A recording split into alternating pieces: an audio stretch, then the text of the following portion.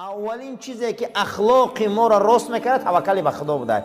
توکل به خدا معنی چی بوده؟ هدف باید معلوم باشه، مقصد باید معلوم باشه. ای خفوی ریزق یکی از اعمالهای رذیله که خدا او دعا را قبول نمیکرده، آدم در کنج خانه شینه و دعا کنه که من در خدا ریزق دهم. خدا دعای انم خیلی انسان قبول نمیکرده که در خانه شینه یگان هدف نشان نتیه، یگان حرکت نشان نتیه با دعا کنه که خدا ما در ریزق ده. خدا دعای همه را بتونه حضرت قبول نمیکنه. برای ریزق عزیزم تلاش میکنی، برای ریزق حرکت میکنی، برای ریزق پیش میری و او را میسپاری به صاحبش که توکلش بته.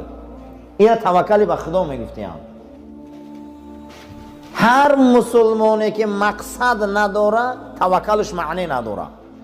مقصدمون باید معلوم کنیم، هدفمون معلوم کنیم. همین هدف از مسجد آمدن چیه؟